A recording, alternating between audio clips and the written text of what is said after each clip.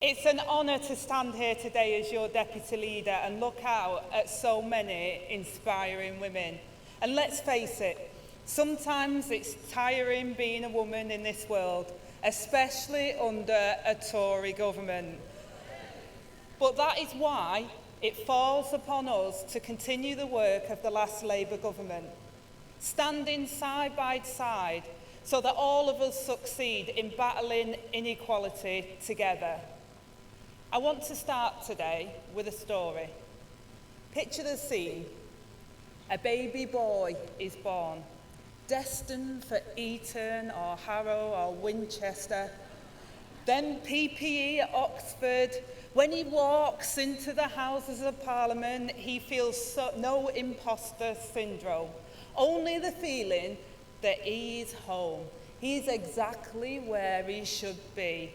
He doesn't struggle to make his voice heard, no hesitation to steal a well-made point and call it his own. On the other side of the country, a girl is growing up on a council estate in poverty, taught that women do certain things and men do others, to put everyone else first, overlooked, undervalued, underestimated. She'll never walk in the corridors of Westminster. It's not the place for her. Only that's not what happens. She joins a union.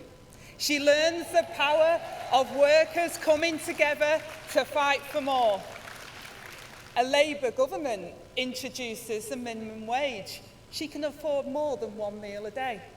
A Labour government builds council houses. She gets the keys to her first home to stability.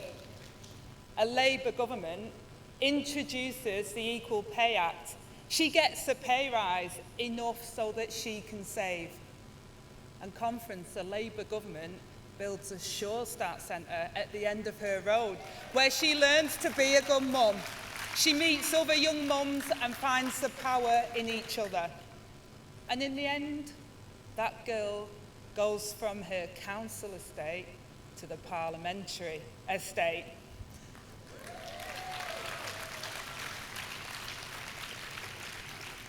Conference, like so many of us in this room today, I wouldn't be standing here today without a Labour government. Labour is the party of equality, of the Equality Act, of equal pay, and of Sure Start. I'm proud to say that in the Labour Party today, we have more women MPs than men.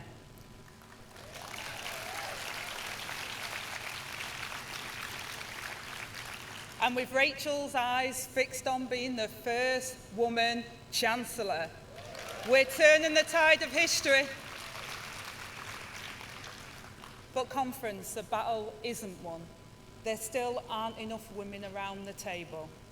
It's not enough for us to cling onto our seats and celebrate the fight it took us to get there. You only need to look at the horrific acts of powerful men abusing young women and hiding in plain sight. This is why the next Labour government will fight for every girl in this country to have a bright future, to stand up for every woman, and to break the class ceiling and the glass ceiling.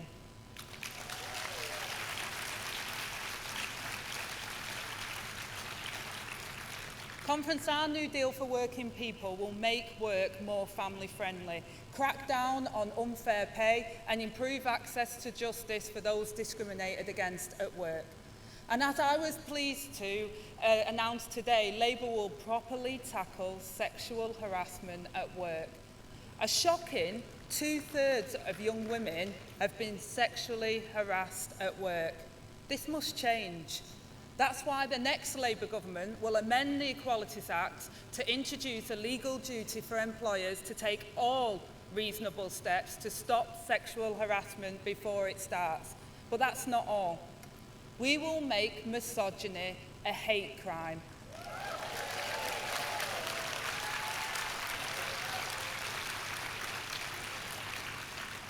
will toughen sentences for perpetrators of rape and stalking and halve the level of violence against women and girls. Women suffering the awful symptoms of menopause at work will get the support that they deserve. We will empower women entrepreneurs. And we'll tackle the crisis in women's health by training 7,500 more doctors and 10,000 more nurses and midwives each year.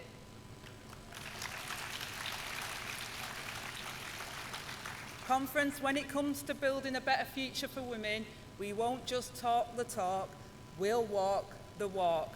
Because our lives, our careers, our futures depend on it. We can't continue down the path that we're on. Women unsafe on Britain's streets. 2/3 of us harassed in our workplace. We must get into government and build on the legacy of the last Labour government. We must get into government and continue the fight for equality.